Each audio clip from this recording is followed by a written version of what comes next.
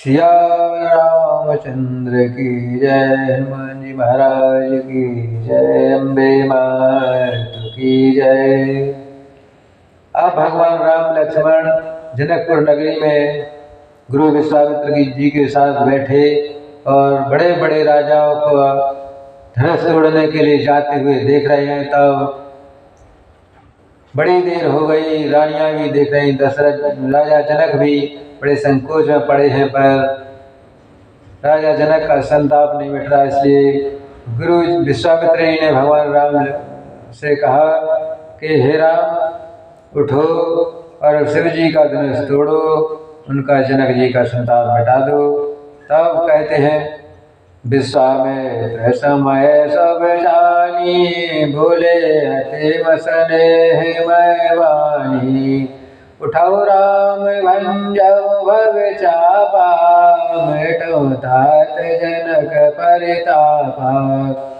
सुनि गुरु वचन चरण सिरुनावा, रस विषाद न कछुर आवा। ठारे भय उठ सहज सुभाए, ठवन जुवा मृगराज लजाए। और गुरु के वचन सुनकर भगवान श्री राम जी ने गुरु के चरणों में सिर नवाया और मन ही मन हर्ष हुआ और न विषाद हुआ, कुछ नहीं। सहज स्वभाव के कारण भगवान राम लक्ष्मण गुरु जी और सभी मुनियों को प्रणाम करके सिर नवाकर चले। तब कहाँ जहाँ धनुष रखा था शंकर जी का, उसी ओर गए। सहज ही चले सकल जग स्वामी, मत मंजोवर कुंजर गामी। चलत राम सब पुर नर नारी, पुलक मोर तन भय सुखारी। बंधु पितर सुर सुकृत सिहारे, जो कबूध पुण्य प्रभाव हमारे। तो धनु मृणाल की नाई, तुर राम गणेश गोसाई। और श्री राम जी समस्त जगत के स्वामी, श्री राम जी सुंदर मत वाले श्रेष्ठ हाथी की सी चाल से स्वाभाविक ही चले। श्री राम जी के चलते ही नगर के सभी स्त्री पुरुष सुखी हो गए और सबके मन में अत्यंत खुशी होने लगी। उन्होंने अपने पितर और देवताओं की वंदना करके अपने पुण्यों का स्मरण किया। यदि हमारे पूर्वजों का कुछ स्वभाव हो तो हे गणेश जी गोसाई और माता जानकी जी भी विनती कर लें कि हे गणेश भगवान, इस धनुष का थोड़ा भार कम कर दीजिए, जल्दी से जल्दी टूट जाए। अब ये श्री रामचंद्र जी शिव जी के धनुष को कमल की टेढ़ी डंडी की भांति तोड़ दे डालें, ऐसा मन में सभी लोग अपने अपने भगवान से प्रार्थना कर रहे हैं। और श्री रामचंद्र जी को प्रेम के साथ देकर और सखियों को समीप बुलाकर सीता जी की माता स्नेह विलाप करती हुई ये वचन बोली कि हे सखी, ये जो हमारे हितु कहलाते हैं ये भी तमाशा देखने वाले हैं। कोई भी गुरु विश्वामित्र जी को समझा कर क्यों नहीं कहता कि ये बालक जो राम लक्ष्मण इनके साथ आए हैं ऐसा अच्छा नहीं है। जो हे जगत जननी, वीरों के हिल नहीं सका, उसे तोड़ने के लिए मुनि विश्वामित्र जी राम जी को आज्ञा दे रहे हैं और श्री राम जी को उसे तोड़ने के लिए चल देना। रानी के हट जान गई, पर मन में कुछ और विचार सोचने लगी कि ये छोटे हैं, ये धनुष कैसे तोड़ेंगे। इसलिए वे कहने लगी कि हे गुरु विश्वामित्र जी का उनको कोई समझता ही नहीं है। तब रावण और बाणासुर ने जिस धनुष को छुआ तक नहीं, वह राजा घमंड करके हार गए। वही धनुष इस सुकुमार राजकुमार के हाथों में दे रहे हैं और हंस के बच्चे कहीं मंदराचल पहाड़ पर्वत उठा सकते हैं कि ऐसा विचार कर रही हैं। तब और कोई समझा कर कहे या नहीं गए, राजा तो बड़े समझदार हैं पर ज्ञानी हैं, वे सब जान गए। तो गुरु को समझाने की चेष्टा करनी चाहिए। परंतु राजा का भी सारा सत्य शयनापन समाप्त हो गया। हे सखी, विधाता की गति को जानने में किसी को समझ नहीं आता। तब एक चतुर सखी कहती है, कोमल वाणी से कहती, हे रानी, तेजवान को देखने में छोटा नहीं समझना चाहिए, क्योंकि जो जितना छोटा है उतना ही उसकी कुछ ताकत अलग है। कहाँ घड़े से उत्पन्न होने वाली छोटी मुनि अगस्त जी, कहाँ समुद्र, किंतु उन्होंने उसे सोख लिया जिसका सूर्य वंश में सारे संसार में छाया है, स्वयं सारे संसार में छाया है। उसकी कुछ कहने की बात ही अलग है। सभी सखी अपने अपने मन में विचार कर रही हैं, लेकिन जिनके बस में ब्रह्मा विष्णु और शिव सभी देवता हैं, वह मंत्र अत्यंत छोटा होता है। महान मत वाले गजराज को भी छोटा सा अंकुश बस में कर लेता है, लेकिन ये किसी को पता नहीं है। तो कामदेव ने फूलों का ही धनुष बाण लेकर समस्त लोगों के स्वामी अपने बस में कर रखा है। हे देवी, ऐसा जानकर सुन दे, त्याग दो हे रानी।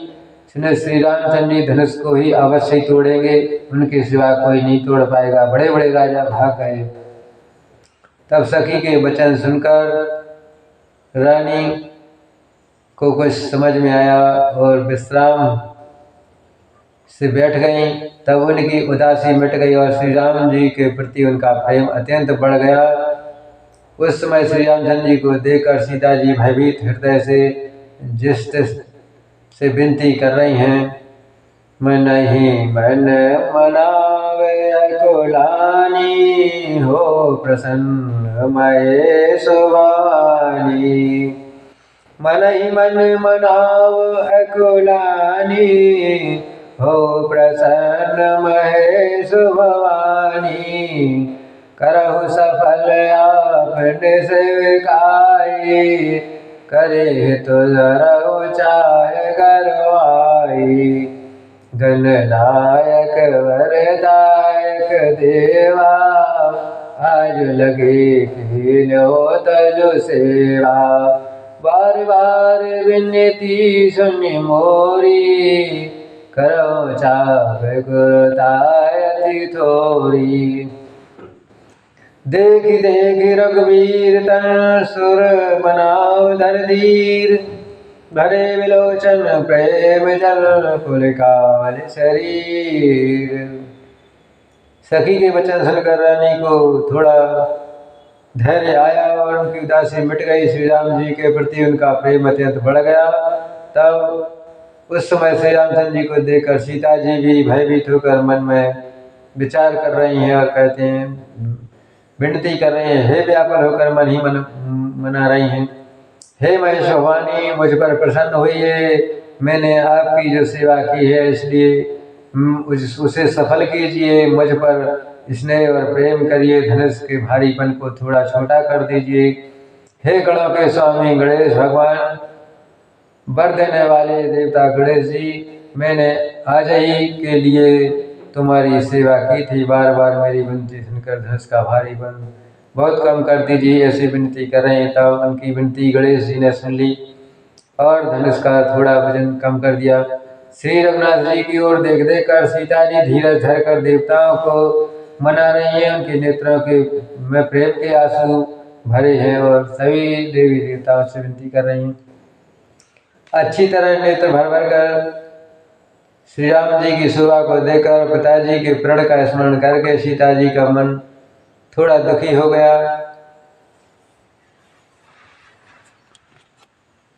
और मन में सोच रही हैं कि इसलिए कोई इन्हें सीख भी नहीं देता। पंडितों की सभा में यह बड़ा निश्चित हो रहा है। कहाँ तो वज्र से भी बढ़कर कठोर धनुष और कहाँ कोमल शरीर किशोर श्याम सुंदर भगवान हैं, अब कैसे तोड़ रहे हैं।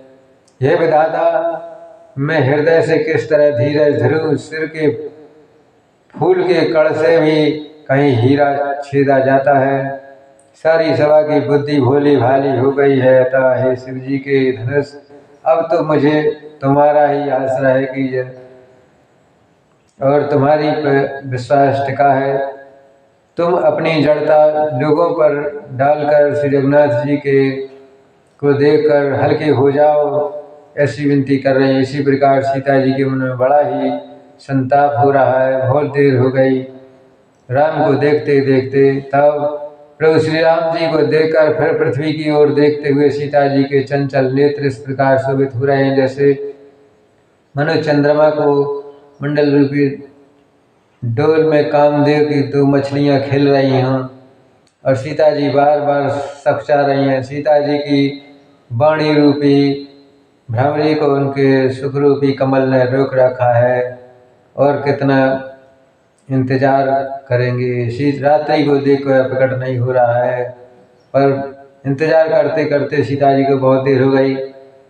अपनी बड़ी हुई व्याकुलता जानकर सीता जी सकचा गई और धीरज धरकर हृदय में विश्वास ले आई और यदि मन तन और वचन से मेरा प्रण सच्चा हो और श्री रघुनाथ जी के चरण कमला मेरा चित्त स्वभाव से अनुरक्त हो तो सबके हृदय में निवास करने वाले भगवान मुझे श्रेष्ठ रघुनाथ जी की दासी अवश्य बनाइएगा।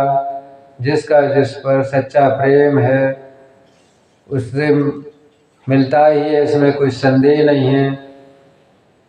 ऐसा मन में सीता जी विचार कर रही हैं। तब भगवान राम की ओर जैसे ही देखा सीता जी ने शरीर के द्वारा प्रेम से ठान लिया कि अब ये निश्चय कर लिया कि यह शरीर इन्हीं का रहेगा और हम इन्हीं के होकर रहेंगे। तब सीता जी को देखकर धनुष की ओर भगवान ने कैसे ताका जैसे गरुड़ जी छोटे सांप की ओर देखने लगे। तब इधर लक्ष्मण जी ने देखा कि मणि श्री राम जी ने शिव जी के धनुष की ओर ताका तो वे शरीर से पुलकित हो गए ब्रह्मांड के चारों और लक्ष्मण जी से कहने लगे कि लक्ष्मण तुम अपने पैरों से पृथ्वी पर वजन रखना क्योंकि वे शरीर से पुलकित है। ब्रह्मांड के चरणों को दबाकर निम्नलिखित वचन बोले, हे दिग्गजो, हे कच्छप सुनो, हे वारा धीरे धरकर पृथ्वी को थामे रहो जिसमें हिलने न पावे। श्री रामचंद्र जी शिव जी के धनुष को तोड़ना चाहते हैं, मेरी आज्ञा सुनकर सब सावधान हो जाओ।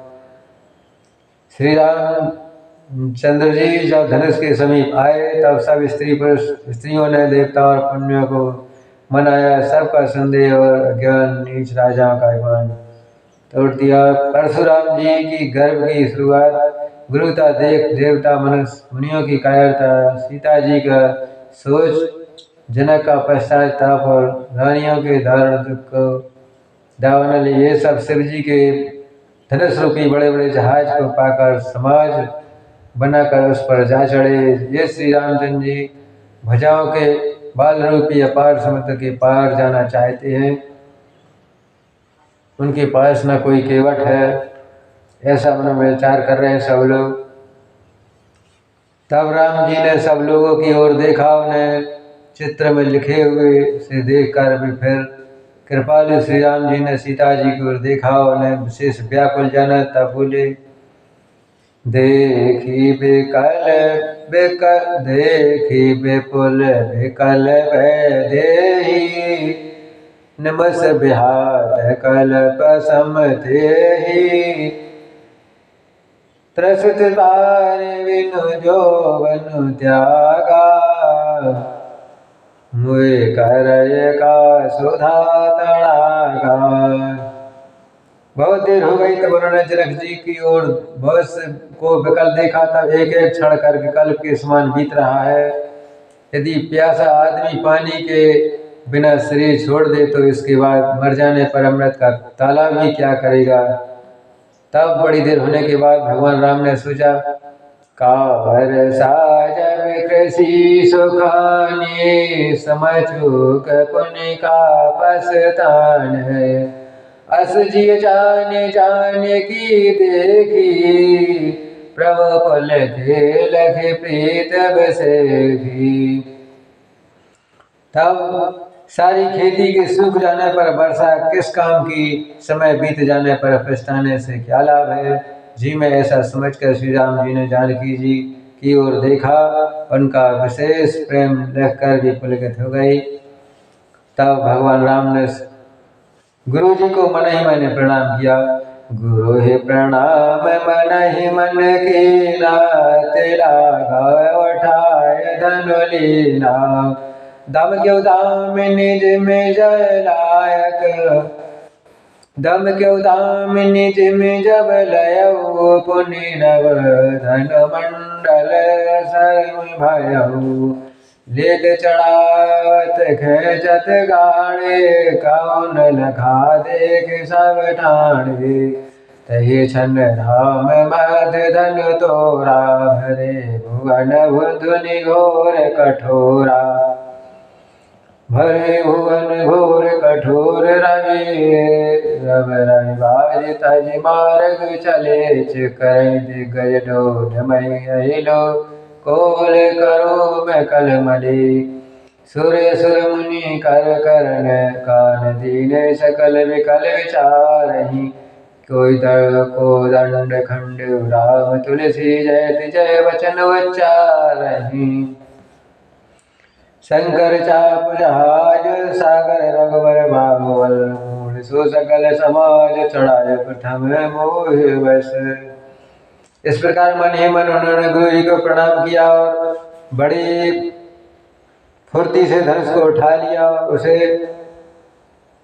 हाथ में उठाकर जैसे ही भगवान राम ने जैसे ही उसकी डोरी खींची, धनुष बिजली की तरह चमका और आकाश में मंडप जैसा मंडलाकार हो गया। लेत चढ़ावत खेचत गाड़े, जगह लेते ही जैसे उनकी डोरी उस पर चढ़ाई, जोर से खींचते हुए किसी ने नहीं देख पाया कब धनुष टूटा। इतनी फूलों से लिए हुए धनुष को कब उठाया और कब चढ़ाया, किसी को समझ में नहीं आया। जब पता लगा कि धनुष टूट गया, सबने श्री रामचंद्र जी की ओर खड़े देखा, तब उसी क्षण सभी लोगों ने फूलों की वर्षा की और सियावर रामचंद्र की जय। धनुष को बीच से तोड़ डाला, भयंकर कठोर ध्वनि हुई। सभी लोगों में, तीनों लोगों में आवाज होने लगी। धनुष टूटने की जैसे ही आवाज हुई, सूर्य के घोड़े मार्ग छोड़कर चलने लगे। दिग्गज चिघाड़ने लगी, धरती डोलने लगी। शेष वारा और कच्छप कमल उठे। देवता राक्षस मुनि कानों पर हाथ रखकर सब व्याकुल होकर विचारने लगे। तो श्री राम जी कहते हैं, श्री राम ने धनुष को तोड़ डाला। सब श्री रामचंद्र जी की जय जय कर बोलने लगे। श्री राम जी का धनुष जहाज है और श्री राम जी की भुजाओं का बल समुद्र है। इस प्रकार शंकर जी का धनुष भगवान राम ने तोड़ा। अब इसके बाद सीता जी को सखियों ने जयमाला के लिए साथ चलने के लिए आई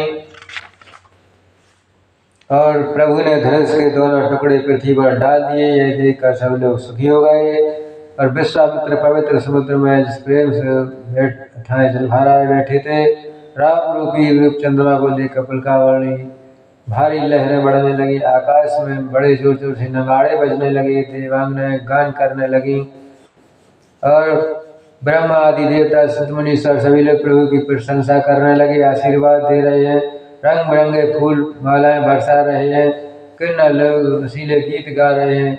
सारे ब्रह्मांड में जय जयकार की ध्वनि छाई जा रही है, जिसमें धनुष टूटने की छवि जान भी नहीं पड़ती कब धनुष टूट गया। जहाँ तहाँ स्त्री पुरुष प्रसन्न होकर कह रहे हैं, श्री राम जी ने शिव जी के धनुष भाई धनुष को तोड़ दिया।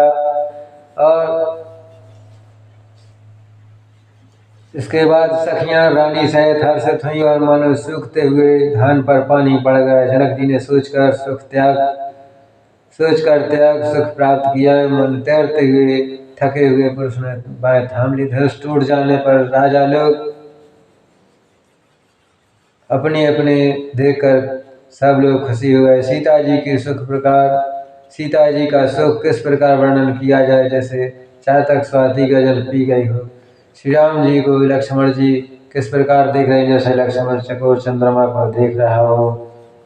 तब संग सखी सुंदर चतुर गावहि मंगलाचार, गवनी बाल भराल गति सुषमांग पाल। हाथों में सुंदर चतुर सखियां मंगलाचार गीत गा रही। सीता जी बाल संगनी के सहित चाल से चली और सखियों के बीच में सीता जी कैसे सुशोभित हो रही, जैसे बहुत सी छवियों के बीच में महाछवि और विश्व विजय की शोभा छाई हुई है। सीता जी के शरीर में संकोच है और मन में उत्साह है। ऐसा प्रेम देखकर किसी को जान नहीं पड़ रहा। समीप जाकर श्री राम जी की शोभा देखकर राजकुमार सीता जी चित्र में लिखी सी रह गई और चतुर सखी ने दशा देखकर समझाकर कहा, सुहावनी जयमाला पहनाओ। तब सखियों के साथ सीता जी राम जी के पास आई और राम जी को जयमाला पहनाने के लिए जैसे ही दोनों हाथ उठाए तो प्रेम के वश होने से माला पहनाई नहीं जाती। तब वहाँ उनके साथ लक्ष्मण ने कुछ उपाय बताया। तब राम जी जैसे लक्ष्मण जी को उठाने के झुके, तभी सखियों ने कहा, सीता जी से कि जयमाला गले में डाल दो। इसी छवि को देखकर सखियाँ सीता जी ने जयमाला भगवान राम के गले में डाल दी और सखियाँ खुशी के गीत गा रही हैं। तब सीता जी ने श्री राम जी के गले में जयमाला पहना दी। इस प्रकार सीता और राम जी का विवाह हो गया। और अब आगे की कथा कल अगले अध्याय में देखेंगे। सिया रामचंद्र की जय, हनुमान महाराज की जय।